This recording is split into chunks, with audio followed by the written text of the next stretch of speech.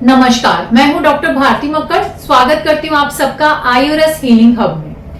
Friends, इस channel के through मैं हमेशा कोशिश करती हूं कि आयुर्वेद की सही जानकारी आप सब तक पहुंचा पाऊं। आयुर्वेद का बेसिक कंसेप्ट निर्भर करता है वात पित्त कफ पे, लेकिन अपने एक्सपीरियंस में मैंने ये देखा है बहुत सारे पेशेंट्स को सही जानकारी नहीं होती कि वात पित्त कफ आखिर क्या है। तो आज की इस वीडियो में मैं आपको बताऊंगी कि पित्त दोष क्या होता है, हम इसे कैसे आइडेंटिफाई कर सकते हैं, पित्तज प्रकृति के क्या गुण हैं और पित्त बढ़ने के क्या नुकसान हैं। साथ ही वीडियो के एंड में मैं आपको बताऊंगी कि बढ़े हुए पित्त दोष को आप कैसे ठीक कर सकते हैं। आइए बिना किसी देरी के वीडियो को शुरू करते हैं।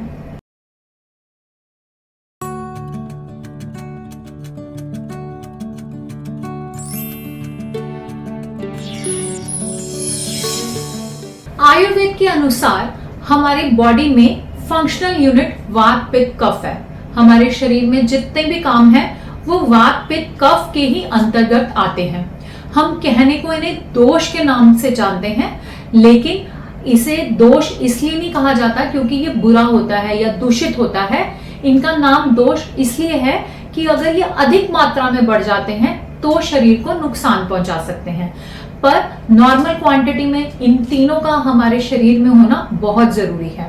इन सब के अपने अपने स्पेसिफिक कार्य होते हैं, अपने अपने स्पेसिफिक फंक्शंस होते हैं। तो हम बात करेंगे आज के वीडियो में पित्त दोष की। पित्त दोष जो है वो उष्ण या दाह को बताता है। ये एनर्जी ऑफ हीट है, यानी कि हमारे नेचर में वो तत्व जो गर्माहट पैदा करें वो पित्त दोष है।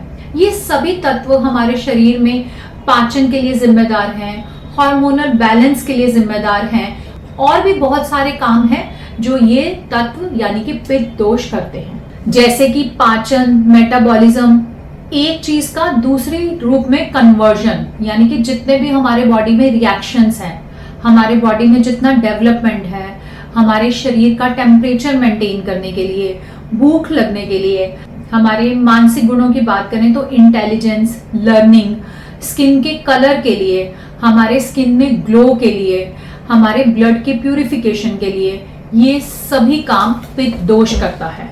यदि किन्हीं कारणों की वजह से पित्त दोष बढ़ जाता है तो हमारे शरीर में जलन हो सकती है, दाह हो सकती है, हमें स्किन प्रॉब्लम्स हो सकती हैं, जी मचल सकता है, एसिडिटी हो सकती है, पसीना ज्यादा आ सकता है, हो सकता है कि पसीने में ज्यादा स्मेल हो, शरीर के डिफरेंट जो छेद हैं उनसे खून का आना हो सकता है, गुस्सा ज्यादा आना हो सकता है, इरिटेशन हो सकती है, शरीर का तापमान बढ़ सकता है, हमारे स्किन में ईचिंग हो सकती है, नींद का कम होना या बालों का टाइम से पहले सफेद होना, ये सब शरीर में पित्त दोष बढ़ने के सिम्टम्स हैं।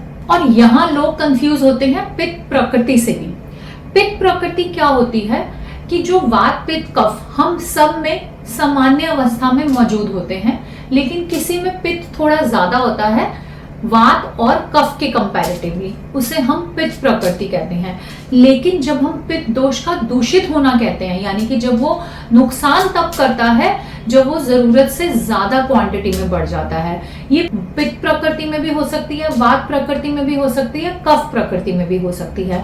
जैसे कि मैं अपने ल्यूकोडर्मा पेशेंट्स की बात करूं तो ल्यूकोडर्मा पेशेंट्स में पित्त दुष्टि बहुत देखी जाती है और तभी सफेद दाग पैदा होते हैं। और ये जो पित्त दुष्टि है ये स्पेसिफिकली भ्राजक पित्त में ही दुष्टि देखी जाती है, जो कि हमारे स्किन के कलर के लिए रिस्पॉन्सिबल है। मगर ये वातज प्रकृति के लोगों में भी हो सकती है, कफज में भी और पित्तज प्रकृति के लोगों में भी हो सकती है। मगर पित्तज प्रकृति के लोगों में ये ज्यादा कॉमनली पाई जाती है क्योंकि उनमें पित्त दोष का बढ़ना के चांसेस ज्यादा होते हैं। पित्त प्रकृति के लोगों का डाइजेशन अच्छा होता है, मेटाबॉलिज्म अच्छा होता है, भूख अच्छी लगती है, उन्हें गर्म मौसम और धूप कम बर्दाश्त होते हैं, हाइट ज्यादातर मीडियम होती है, शरीर का बिल्डअप भी मीडियम होता है, ऐसे लोग अलर्ट होते हैं, इंटेलिजेंट होते हैं, इनकी कंसंट्रेशन भी अच्छी होती है। अब मैं आपको बताऊंगी कि पित्त दोष हमारे शरीर में किन कारणों से बढ़ता है। इनमें सबसे इंपॉर्टेंट है खाना। अगर हम बहुत ज्यादा स्पाइसी, फ्राइड, फास्ट फूड, खट्टी चीजों का सेवन करते हैं तो पित्त दोष हमारे शरीर में बढ़ता है। अगर हम कोल्ड ड्रिंक, जंक ऐसी चीजों का ज्यादा सेवन करते हैं तो भी पित्त दोष बढ़ता है। अगर हम गर्म चीजों का सेवन करें, अल्कोहल का सेवन करें, नशीली चीजों का सेवन करें तो भी हमारी बॉडी में पित्त दोष बढ़ जाता है। इसके अलावा बहुत ज्यादा अम्ल लवण चीजों का सेवन करें, यानी कि खट्टी और नमकीन, तो भी पित्त दोष बढ़ता है।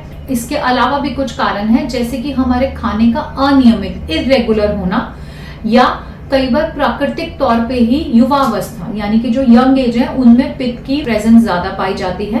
पित्त प्रकृति के लोगों में भी पित्त की प्रेजेंस ज्यादा पाई जाती है। स्ट्रेस ज्यादा होना या नींद कम होना भी पित्त दोष को बढ़ाता है। अगर आपको लगता है कि आपके शरीर में भी पित्त दोष बढ़ा हुआ है तो आपको डॉक्टर से कंसल्ट करना चाहिए, और साथ ही साथ आप कुछ घरेलू उपाय भी कर सकते हैं।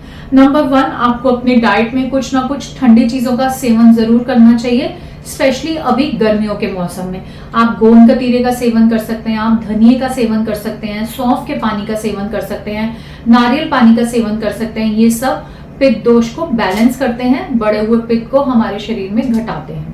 इसके अलावा आप ठंडी चीजों का स्किन पे लेपन भी कर सकते हैं, स्पेशली अगर आपको लग रहा है कि आपका बढ़ा हुआ पित्त आपके स्किन को इफेक्ट कर रहा है। आप मुल्तानी मिट्टी लगा सकते हैं, एलोवेरा जेल लगा सकते हैं, चंदन लगा सकते हैं, ये सब भी आपके पित्त को शांत करता है। इसके अलावा आप कुछ एक हर्ब्स का भी इस्तेमाल कर सकते हैं, जैसे कि आप खस का इस्तेमाल कर सकते हैं, आप नीम का इस्तेमाल कर सकते हैं। ये सब हमारे शरीर में पित्त दोष को कम करता है। आप पित्त पापड़े का सेवन कर सकते हैं। आयुर्वेद में कुछ बहुत कॉमन मेडिसिन भी आती हैं जिनका आप इस्तेमाल कर सकते हैं, जैसे कामदूधा रस, सूत शेखर रस, आविपत्तिकर चूर्ण, चंद्रकला रस। ये सब ऐसी दवाइयां हैं जो पित्त दोष को हमारे शरीर में कम करती हैं। इसके अलावा अगर फिर भी आपका पित्त दोष कंट्रोल नहीं होता तो हमें पंचकर्मा की मदद लेनी पड़ती है। पंचकर्मा में विरेचन एक ऐसा प्रोसीजर है जिससे पित्त दोष की प्रकृति ठीक होती है, यानी कि पित्त दोष बैलेंस होता है। बहुत डिटेल में आपको अपने डॉक्टर से जरूर बात करनी चाहिए, उनकी गाइडलाइन से ही आपको अपना ट्रीटमेंट लेना चाहिए। तो इस तरह से आज के वीडियो में हमने डिस्कस किया पित्त दोष क्या होता है, पित्त दोष को बढ़ने के क्या उपाय हैं, हमें इन्हें कैसे ठीक करना चाहिए। आशा करती हूँ आज का वीडियो आपको अच्छा लगा। अगर आज का वीडियो आपको अच्छा लगा तो वीडियो को लाइक करें। अगर आप जानते हैं आपकी प्रकृति कौन सी है तो मुझे कमेंट बॉक्स में जरूर लिखकर बताएं।